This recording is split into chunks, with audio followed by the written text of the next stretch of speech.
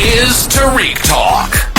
Your host, Tarik Mendez, takes you on a journey with guests from all around the world. Broadcasting around the world. Around the world. This is Tarik Talk. All right, guys, today I have a very special guest here today. Atim. Atim, how are you today? I'm well, thank you. Thank you so much for being on the podcast. I'm so much looking forward to have this wonderful conversation with you. Do you want to start off by telling us a little bit about yourself? Oh, I am a Nigerian-born with an American mother who is both from Trinidad and Jamaica. Oh, wow. So I grew up in Nigeria, came here to go to school, went to school in architecture in New York and then also in London. Came back to New York and worked in architecture.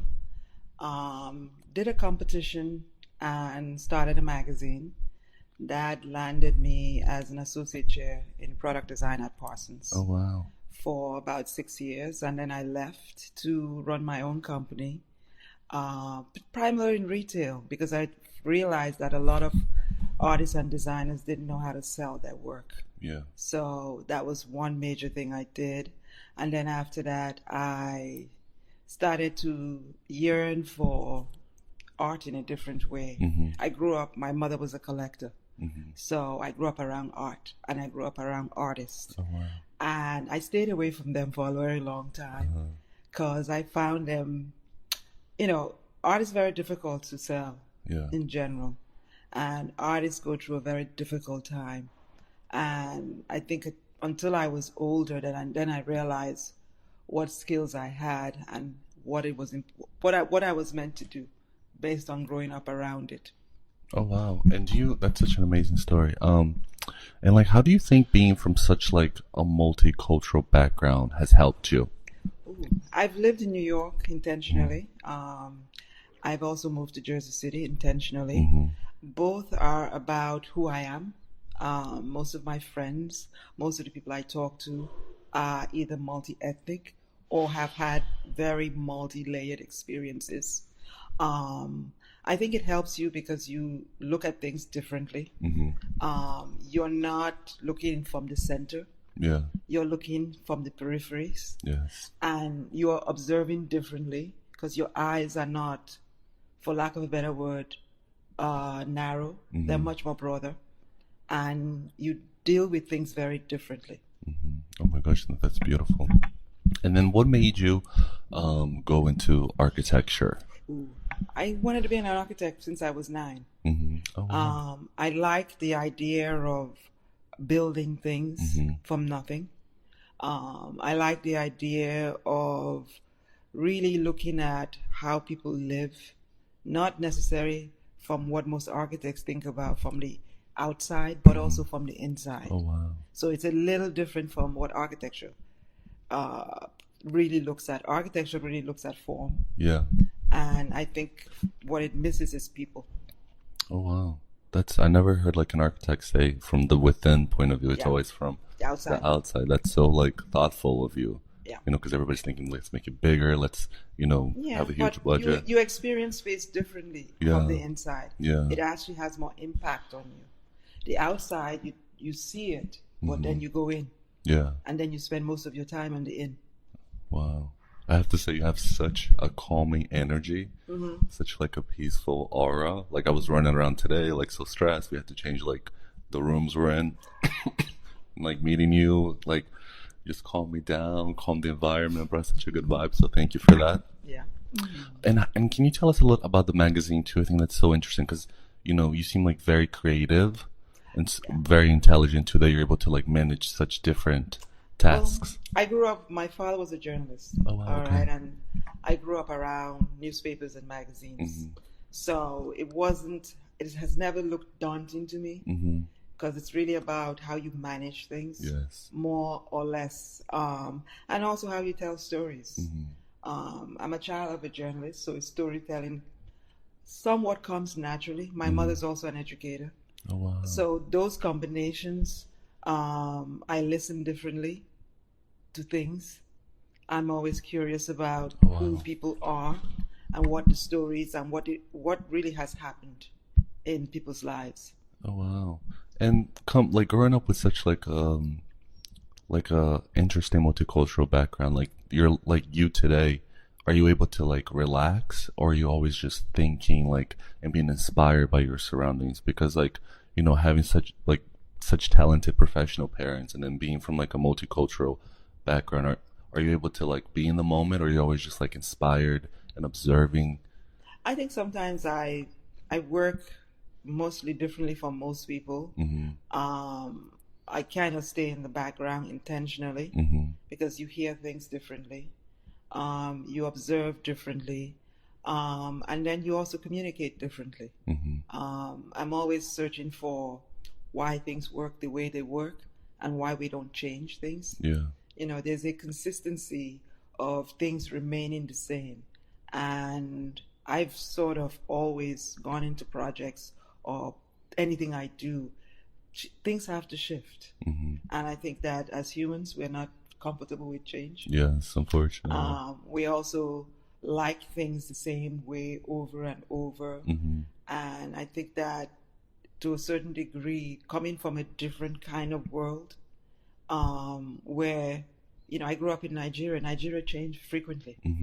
You know, I lived in London. London was very interesting to live in at a time when London was changing also. So all these places I've lived, whether it's Brooklyn, whether it's Jersey City, there's always this constant change. And I think that I find myself in the midst of it, really captured by it on one level, but also trying to make sure that I don't get caught up in it. Yeah. You know, it shifts in such dramatic ways. The Brooklyn that I lived in for 20 years is not the same. And the Jersey City that I've lived in for about 9 years isn't the same place. And I'm also not the same person. Yeah. You know, I think that we don't recognize that we change ourselves in the midst of things. Yeah. Well, that's beautiful. I can hear you talk all day. It's like so interesting. And then, are you like comfortable with like, I mean, you seem like to have such like an exciting life and point of view in the world. Are you like kind of like always thinking of the next project or next place you want to live, or are you able to like? I sort of am by nature, because of being trained as an architect, and also being raised by a parent who was focused on early childhood education. You have to plan. Yes. Okay. I think that I plan sometimes way ahead of most people. But that plan doesn't necessarily mean that everything happens. Yeah. So I'm always amazed that certain things happen exactly as I planned. Yeah. And then there are things that become happenstake. Wow. You know, because I think you need both. You need sort of the structure of a plan, and then you need the flexibility that something's going to change. Yeah. And you should always leave yourself a little open to stop doing something or to continue or to start something new. Or to adapt, Yeah. And what's your sign? Ooh. I'm Aquarius. Oh, you're Aquarius. Oh, wow. Okay. Yeah. I love Aquariuses.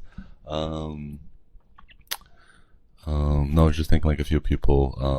At first I thought you were a Scorpio because I'm a Scorpio too. We have like a lot of similarities. But do you have, I don't know if you're going to be able to answer this question, but do you have like a favorite place you lived so far? That's hard for me. I've traveled a lot. I've lived briefly in Ghana, lived in Nigeria most of my life, in some sense of my youth. I've lived in London. I've lived in Paris. I find that very hard to answer because there are, for me, vignettes of each of those cities that I love. Yeah. I'm a child who grew up in a small city, so coming to big cities have always been the most exciting things. Oh, wow, yeah. I like parts of Brazil. I like parts of India, parts of Korea. So I'm not one person that says there has to be a favorite because I think in different parts of my life, things have been fantastic here or here or here. So I don't like the one of, I like the many as the option. Oh, wow. Do you ever like find yourself, since you travel so much and live in so many different places, like throughout your day to day, do you ever have flashbacks of certain memories in different cities that you live, whether it's like wanting like a certain food from a place or going to a park that where you used to live? Like, do you ever have those type of moments? I do. I mean, I have, some reoccurring moments. I mean, every time September 11 comes up, I remember going to Egypt after the shooting of Taurus. I remember going into a couple of cities where they bombed. So for my flashbacks, there are different kinds of memories. In terms of the happy stuff, it is going to school in London and going to a place called Wagamama's, and then sort of finding it in New York and just having this like memory of, oh my God, this is the most fantastic thing I remember. But then tasting the food, I'm like, it's not the same. Or just having great memories of friends, family, vacations, really taking the time out to look at the moments in your life that are poignant. For most people, it's graduation. It's, for me, it's very different experiences, like getting lost in cities for me. Probably the most important moments. Because it's not about panicking. It's really about embracing that this is the path you're on. And no matter how difficult it might be in that moment, it's also going like really spending some time going to Poland with a friend of mine I hadn't seen in years, and I'll take you on a tour. You're here for how many days? So those things are important to me. And do you have, for like thinking in the future, do you have like any dream project that if you could do without like worrying about budget or like whatever rules there are, that if you could like knew 100% it would be successful, or you could do it if you had the time? I think I've always done my dream projects. For a lot of people, my father died a little early. I'm sorry. So for me, I look at life as short. So while I'm here, I'm going to do everything I do. And that sort of marked itself from even my education, choosing to stay in architecture, choosing to pivot out of it, moving into different kinds of things. I went to school in London because I wanted to go. There was never a plan as such. I happened to be in France for the summer, and I heard about this fantastic school. And I was like, oh, I'm interested. And I went back home to Brooklyn, and I just did some research, and I applied.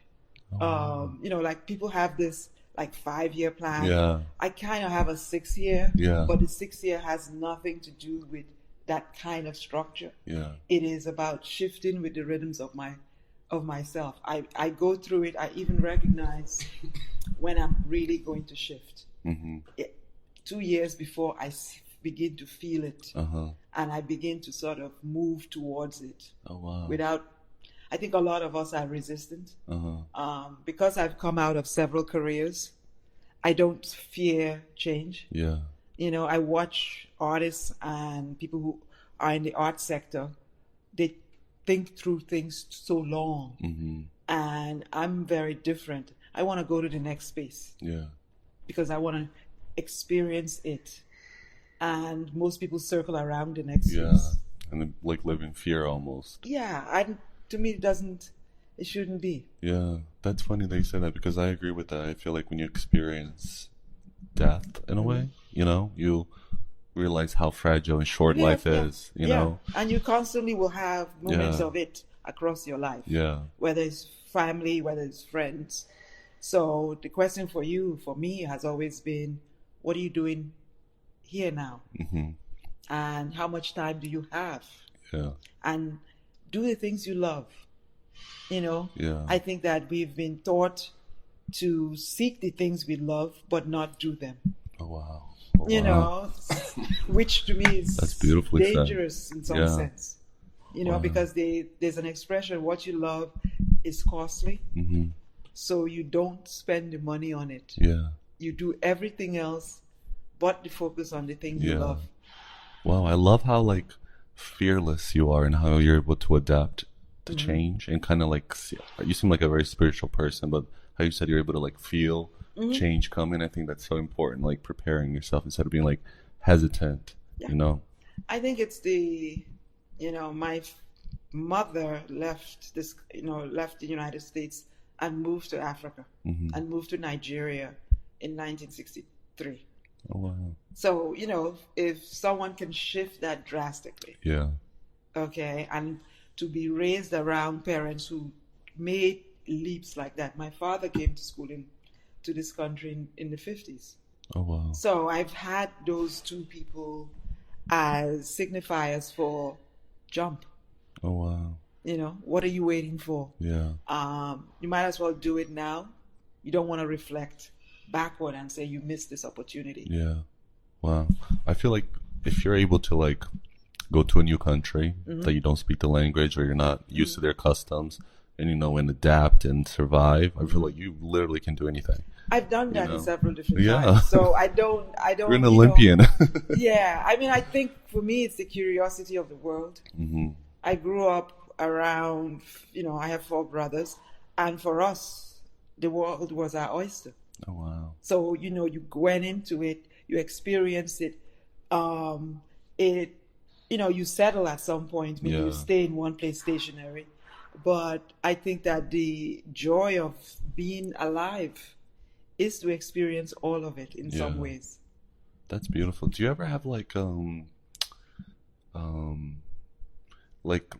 itch? Like if you're at a place for too long and you haven't traveled, do you start to like I do think like, okay, I need a trip, I need to like, I need something spontaneous? Yeah, I do. One of the things that I have learned, because I've lived in New York and lived here in Jersey City, when that itch becomes interestingly sort of hovering, I go to the sort of the image of a country that I would go to, and I would go to that neighborhood, go find somebody in that country, and sort of the luck that I have is those people will walk into my life, and I will say, okay, I'm interested in Turkey. What do I need to think about? Wow. And I will have long conversations. And it happens naturally in a sense. For whatever I'm curious about, sometimes I speak it out and I hear it and it happens. Oh, wow. So I think that we manifest what we want. Absolutely. Yeah, I love that. That's like, I do that with meditation too. Like I always call it like a download. It feels like that's so interesting that you like think of it and then you see like the country and then you go to the neighborhood. Did you ever have an experience where that happened to you, like where you like felt like the need and desire to travel and you thought of the image of the country and then you went there and you like saw something or met somebody that was kind of like a full circle moment to your thought before you traveled? I mean, I think for me, I remember spending time in France, and I remember thinking I had missed a Miles Davis concert. Oh, wow. And a group of us were in France, and I think that was one of his last concerts. Oh. And a group of us went to that concert, and I didn't go. And they got late, and I came back to the US saying, oof, I missed that again. Wow. And I remember saying to my friends who had left because they had gone to the concert, and I kept saying to myself, why didn't I go to this? Yeah. And then I came back to the US and Miles Davis had passed away that year, and I kept saying to myself, I missed that. I missed that. So I think for me, those are the moments when I say what I think, what I hope, what I do. I act. And did that change you in a way for like future experiences to like, no, go with the flow, don't think too much? It made me clear that, if there was a desire for something, that I needed to fulfill it. Yeah. And then sometimes some of it, you go and you're like, okay, it's not exactly what you hoped. Oh, wow. But you also have to understand that life is about balance. Things are great and then things are not. Yeah. Wow. And how are you able to like you do so much and you seem like such a busy woman professionally. How are you able to like be so calm and so positive? Like, do you, like, what's your, like, let's say like your mental health practice? Do you meditate? Do you do anything for yourself, like a hobby? I am probably hobbyless, as someone called me. They said to me, "What do you do?" I said, "I read." One. I spend a lot of time with friends. I talk a lot. I have a couple of friends that, I can start talking from probably like 6 a.m. in the morning for about 3-hour long conversations. And I think one of the things that I've learned is to laugh. Yeah. A lot of people don't laugh. Yeah. They take things so seriously. And one of the joys of having several very good friends is I would call and I said, "Did you watch that? Or did you see that?" And then I would make a comment and she would say, or he would say, "Oh, what do you mean by that?" And I'm like, "You don't get the joke."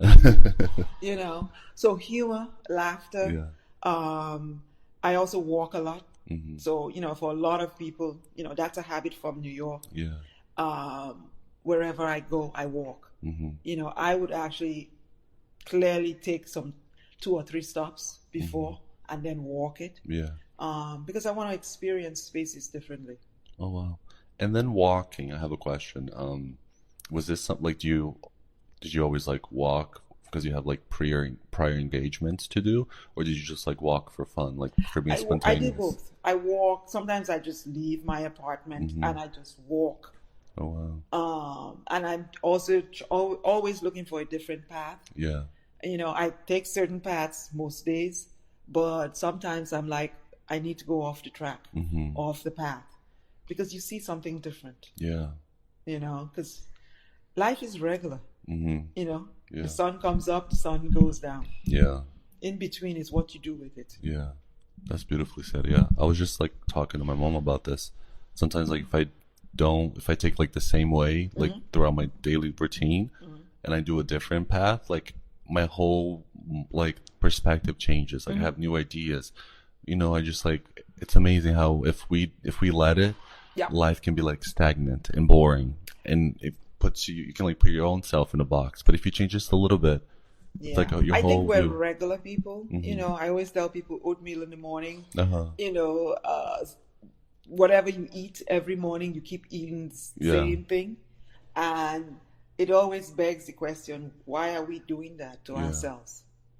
Absolutely. Is there something you could change? What is it? How do you change it in your life? Wow. And were you always like able to adapt so easily, or was this like something that happened like slowly throughout your life? I grew up with 4 brothers, so adaptability is required. You're the only girl? Yeah. Oh my goodness. Okay. So you have to adapt. Yeah. Okay. I also grew up with a lot of family friends. Okay. So different opinions. People would say things, you would want to cry. Yeah. So you got to a point where it doesn't affect me. Yeah. And then when I came in to study architecture is more brutal in terms of design studio work. You have someone telling you the work is crap. Okay. Oh wow. And I remember doing a summer program at one of the schools I was at, and I watched a professor fling the work out of the window. Oh. And I was just like, oh, this is going to be different. Yeah. What temperature do I keep myself in, and how do I make sure my emotion stability stays intact, doing architecture. Oh, wow. Because architecture, when I hear people talk about art and criticism, I smile because it's mild compared to what I've come from. Yeah, it's like you can't even compare. No, I mean, and this was for, architecture 5-year degree. Yeah. You have a studio almost every semester. Oh, wow. So that's 10 different studios of sort of rigorous abuse. Oh my goodness. That's so, because you're dealing with 5 different opinions. So you've got to figure out how you, in a sense, curate your reaction and not get angry, but also get angry. I developed a ritual where I would go into a bathroom and I would scream. Oh, okay. And people would, there would be people in the bathroom, and they were like, "What the heck is going on?" I'm releasing tension. Yeah, no, you have to. Yeah, it's out, and then I go back into the studio. Yeah, all cleansed and ready to take on the world. Because the world doesn't have to see your angst. Absolutely, yeah. You know, I like that. If you could like go, like you today could like tell a younger version of yourself and one advice, like what would you tell her? I think my younger self probably, if I had to give her advice, I would have probably started as a curator first. Oh, wow. But I think that my architecture education and those experiences, the multitudes of it, make me who I am. Mm-hmm. I don't lessen that. Oh, wow. You know, I wouldn't subtract all of the experiences I've had, mm-hmm. because they make you a better person in life. Mm-hmm. You know? Yeah. They are layered for a reason. Yeah. Wow. If you could have dinner with anybody in the world, dead or alive, who would it be? I think Prince. The singer? Yes. Oh my God. Absolutely. Yes. I think Miles Davis would be another. Mm-hmm. Nina Simone. Oh, I love Nina Simone. Yeah. So for me, there is a little bit of celebrity in it, mm-hmm. but it's really about wanting to, you know, hear them. Yeah. Wanting to learn what makes you who you are. Yeah. And what battles do you fight? Yeah. You know, for me, Prince is one, because I think that as a musician, he dared to be different, mm-hmm. and didn't give a... Uh-huh. Exactly. And Nina Simone was the same. Amazing, yeah. You know, that kind of, I don't really care. Yeah. You know, and I think that's important for artists. I think that is important for the art community mm-hmm. in general, that you have to sort of be, mm-hmm. you know, but don't be regular. Yeah, don't be regular. But it's interesting, all the people that you mentioned, not only were I think they were like professionally so talented, mm-hmm. but also like all of them, I think they were like so ahead of their time. Yeah. Like Nina Simone with her activism, like the ideas she had then, mm-hmm. you know, I feel like today she would have been much more successful. I don't know whether success is, because I feel not like in the commercial selling, but okay. I mean like having like people back her up, because I feel like she was kind of like shut off from the media and kind of a little bit blacklisted. Yeah, you know? Because I think, but that's important as an artist. You need to be blacklisted. Mm-hmm. I think we're afraid of censorship mm-hmm. As artists. I think that censorship challenges the cultural society. Mm-hmm. And I think it makes us ask, what do we value? Yeah. So I think for her, I look at her experience as, if she didn't go through what she went through, we wouldn't value her as much. Oh, absolutely. You know. But I also feel like, I don't know, my heart breaks a little bit, because I feel like she felt she was alone, and I hope that she didn't, because I feel like she was censored a lot, you know? Yeah, but I think the artists that I mentioned are always going to be alone. Yeah. Because in a sense, when you pioneer, you don't pioneer with a group of people. Yeah. You know, it's very rare, because to be at that place, it is isolation. Mm-hmm. You have to stay away from a lot of people and create. And I think that the creativity at its best and at its worst is vital. Yeah.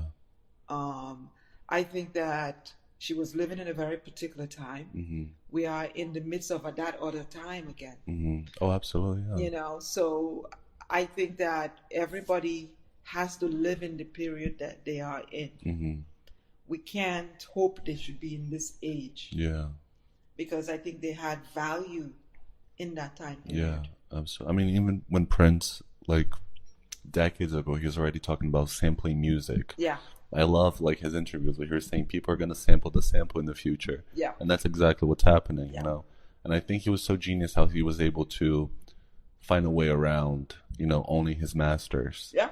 With like such a racist music corporation system, you know what I mean? Like how he was one of the first ones to pioneer and say, no, artists needs to own their masters. They need to be in control of their business, read the contracts. I think especially for back then, people thought, oh, he's just being like, a diva, or, what is he talking about? But I also think that's part of the biggest fight for artists. We don't want to collaborate to work and create the entities that should run us. Yeah. But when others create it, then we have to come into some conflict with it. Yeah. I think that the idea to change your name and your identity and to basically force a corporation to acknowledge that what they're doing is wrong is vital to society. Because I think that the business of art needs to be discussed in a different context for artists themselves. Yeah. That's beautifully said. Wow. All right. So this year, you're in charge of the JCAST, the 36th annual JCAST. Can you tell us how that's been going on so far for you?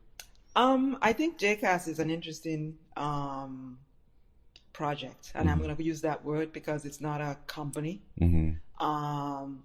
I think that the 36th year, interestingly for me, is 6.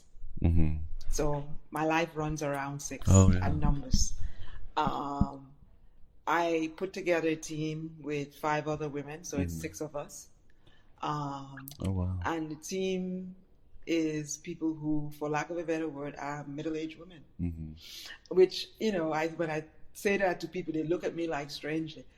It's not a negative. It's about people who have very clear experiences and understand themselves personally even more, and at a point in their lives where they want to do something poignant and different. So the team is a group of interesting women who somewhat work differently and individually and collectively. Each of them are similar to me in the sense that they are passionate about art and also passionate about artists. Less about institutions. Yes. So it was really putting together the team. The second part of it was to take a look at what had happened previously and really start to really look at putting together something that would really respect the work of artists, would really center it around artists, less about institutions, find a way to look at art broadly. So I think the last producer was very focused on visual art only as the center. I thought from even the proposal I put together, that was somewhat of a mistake, given that this is a city that has a variety of artists, and to take visual art as the only component, you neglect an audience around the other art. So for me, it was very important to bring back music, spoken word and poetry, dance, performance, and we added film this year. Yeah, that for me meant that in some ways you looked at the canvas of the arts here differently. Poetry sometimes gets cast away. We have a film community here, most of whom go to New York or Newark. It doesn't stay here. And I think the other arts programs kind of are neglected. So in some ways, this was a strategy to rebuild it as part of this process. The second aspect of it was to connect JCAST to business, to wellness, to technology, because these are the things that are in the city. And to do it like it was this special little art project felt unfair to it, that we needed to connect it to whatever else happens here. Because I think artists tend to sort of isolate themselves and then they don't understand why the rest of the community doesn't engage. So this was a way to start to invite the rest of the community back to us, so that we were not this small little thing that happens. Because those were the comments I kept hearing. Oh, is that thing that happens with artists? And I was like, not a good thing. Let's invite other people to it. Because at the end of the day, those are your customers. Those are your collectors. Those are your observers. Those are your participants. I love that you mentioned like how the six is so important in your life. Yeah. 36, 6 women. And I find it interesting that you have like such an amazing professional career, and like everything you've been through is like perfect for now, from like your curator program, like curator experience, being able to think from like an artist's point of view and then to help artists. I think that's very, very like genius to think outside of the box, like see from a different perspective. Because I didn't think about that, because it's always been about art, mostly like paintings, sculptures, maybe a little photography.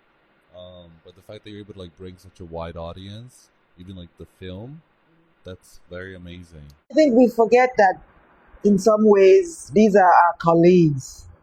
They live around us. They do the things we do.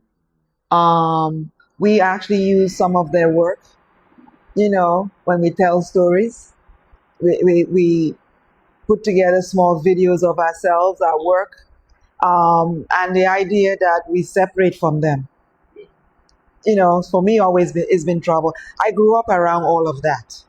So to be told that this is the only part of the arts we should focus on, particularly given what the history was. It came from a group of artists who brought musicians into their spaces. So the idea that we will strip it down, for me, was problematic. Yeah. And do you want to share like any of the programs leading up that you're working on, and then that we can like all like go to see? Yeah. We are going to start with a opening, and the opening is we got space donated by a very progressive realtor or real estate person who ironically did JCAST, who actually gave us space in 2016.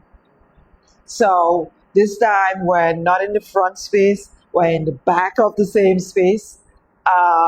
So for me, it's all about, how do you connect the past to the future? The opening will have several things. One is an exhibition. As always, JCAST always has a main exhibition. We will also have 2 awards that we're giving out for the first time. We're doing a JCAST Legend Awards, and we're doing one to Ruth Moore, who owns Moore's Lounge, who just passed.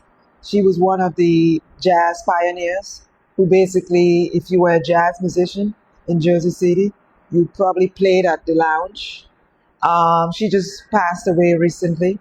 The second is a hip-hop photographer who is well known and is a Jersey City resident. Ernie, I never can pronounce his name, but he's known as Brother Ernie, and basically has shot all of the major hip-hop artists in the country. He has a studio in Mana, right? Yeah. I don't know how to pronounce his. But I think that's important because it's really looking at the history of music from a jazz perspective, and then looking at somebody who's documenting, 50 years of hip-hop, and someone who lives here, and someone who has really fantastic photography, and he's an artist. So you give an award to someone who has housed artists and supported them, and then you give an honor to someone who is 78 years old and has lived in Jersey City and has worked in New York City and globally, really photographing a particular history. The second part of JCAST is we started to institute art talks to talk about collecting and the business of art.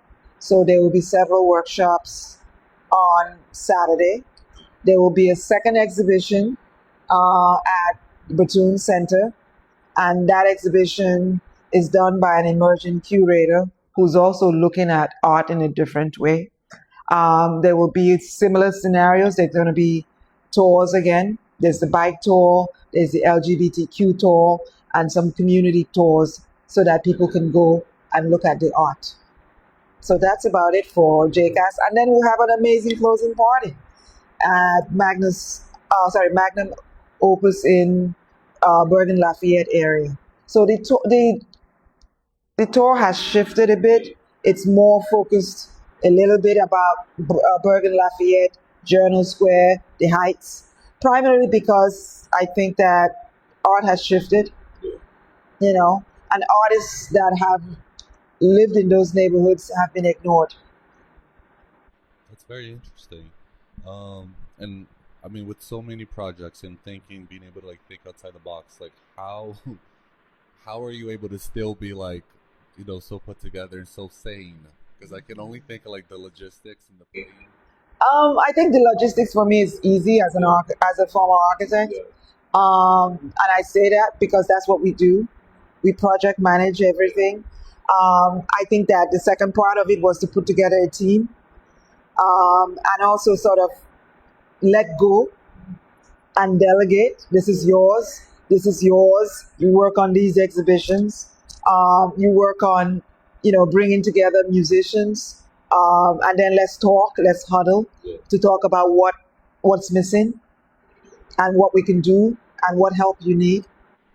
Oh, wow. I'm very excited for the JCAST tour. And do you want to share, you said the closing party was... Yeah, the closing party is at Magnum Opus in Bergen Lafayette area. For everybody listening that want to keep track of all the cool events happening, what's the best way to see the invites? Is it a mail? We've got a bunch of things, and I say a bunch of things. We've put together an Eventbrite intentionally so that we can register people, and the registration is for us is a way to understand what events people are interested in. It's also a way because we're planning to do JCAST next year to begin to gather an audience. If you're interested, you can go to djcast.com, THEJCAST.com. You can also find us on Instagram, and Instagram is a little tricky, is JC_Art Studio Tour. But if you look for JCAST, you will always find us. Yeah. Already thinking for next year, what you want to do as you're working within this year? Yeah, I mean, I think one of the things that we were very clear on was really first prioritizing what we needed to do, which was get artists to basically register their studios first and foremost. Then the second thing was to spend the time really looking for space for one of the exhibitions. There were several places that we almost had or didn't have. So for us structurally, the question is, do we do it in the space that we have currently? Do we also do 2 exhibitions next year? I think the primary thing for Jersey City is there's a lack of space for the kinds of exhibitions that we need to have here. So that's one. For us this year is inviting several new communities in, from the musicians to the spoken word artists to the film, so that they are understanding what this is. I think the third element of this is funding. And, how do you raise money in a short period of time? So for us, next year gives us more time to fully raise the money that we need. And also really to look at what kind of show we should have. This year, I had a theme intentionally to stretch it. Next year, I will also have another theme, because I think we need to start to theme things so that artists challenge themselves. Just not put together, all right, I'm working on JCAST, I will have these things. But challenge yourself as to select and self-curate your own work or decide to produce work, Are people able to donate to JCAST? Yeah. Is there a way that they got a GoFundMe? If you go to our Instagram page, you would find the GoFundMe. What I've asked people to do is just donate. If you want to donate $1, well, it's okay. Anything helps because there's expenses. I mean, the city is covering a lot of the expenses this year. But I think there's a whole range of expenses that accumulate because of trying to do the 2 shows and also trying to get people to work on things for the shows. And if people listening right now, they know like somebody and that person knows somebody, or can they reach out to you guys to like possibly like donate a space for the show for next year? Yeah, for next absolutely. year. Okay, so whoever's listening, please reach out, help out. It's a great program. And do you have anything that that you can share about next year's, like, or are you still so in the moment now? I think still, we've got literally 14 days left. So in the next 14 days, there are the things that we've done that we know that work. We know certain things we're going to change. And I don't know what I want to announce that yet, but, I think, for the next, I think there are things that need to change. I think that Jersey City and the Jersey City arts community needs to make some decisions about what it wants and what it values. And I think they did that by setting up a process for this year. I think that process also has to expand in a different way for next year. All right. So, for people that like want to attend, I feel like a lot of people sometimes don't attend. Like people that are not in the arts, they're a little hesitant and scared to like attend the art events. Yeah. And I always tell them like, no, go support, buy from a local artist, take pictures, put it on social media, help out. Yeah. Do you have like any like advice? I think to me, JCAST this particular year, you can come listen to some music. SIP Studio is doing some amazing work, and that's a film studio that decided to participate. They have been in this city for more than 15 years. Never heard about JCAST.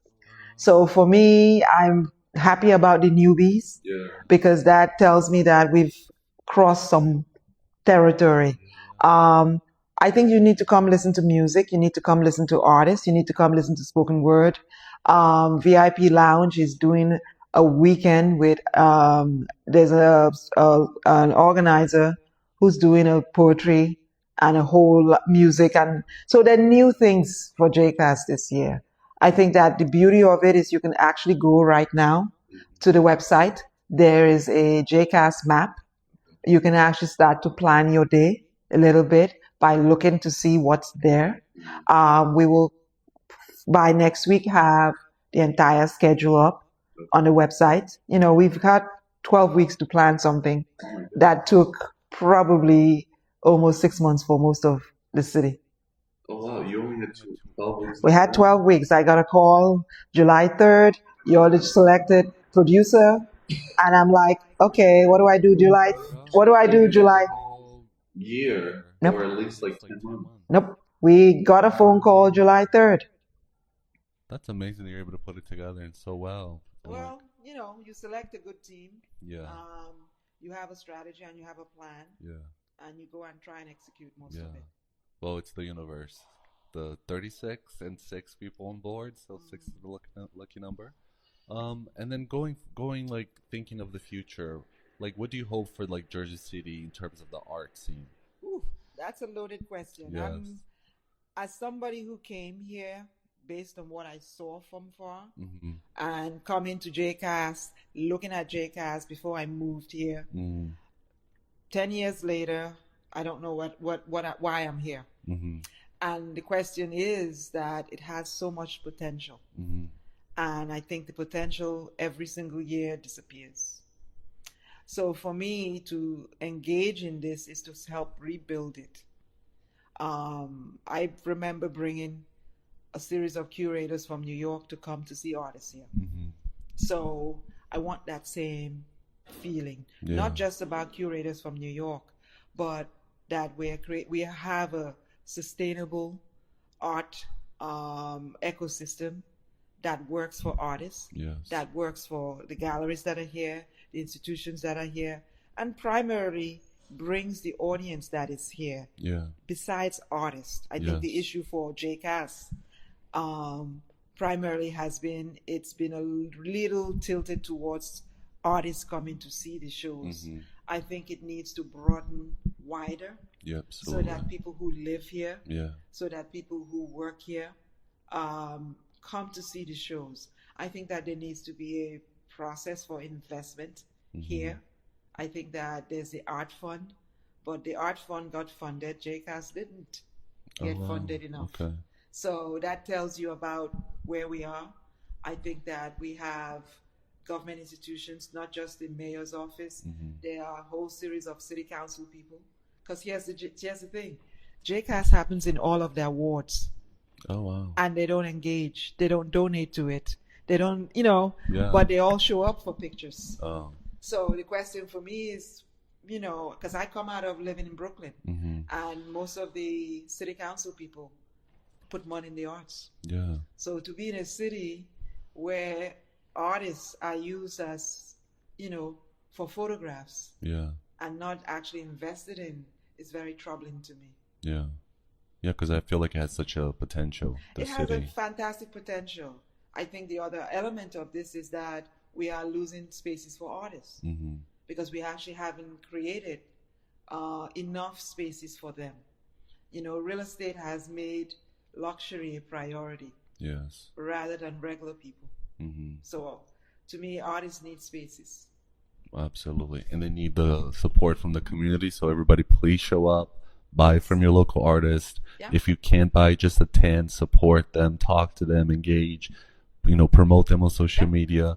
I'm very interested about the poetry. That's really cool. I never how do you form art if you don't read poetry? Absolutely. How do you form art if you don't listen to music? Because I feel like, as an artist myself, I feel like in Jersey City sometimes we can start to be in our own little bubble. So you have 30 bubbles of people that are just poetry, people that are just painters and sculptors. So we only hear of ourselves and of each other, But I feel like engage in it. Exactly, we're in New York, it's everybody's mixed. It feels like, I guess, what Studio 54 was, where you have such a vast demographic of everybody, and everybody's mingling with each other. So I think this is great. This year I'm very excited, and I can't wait to hear the theme for next year. Hopefully, when you get the planning and everything, we could do an interview for that, and then look back on this year's. That would be very cool.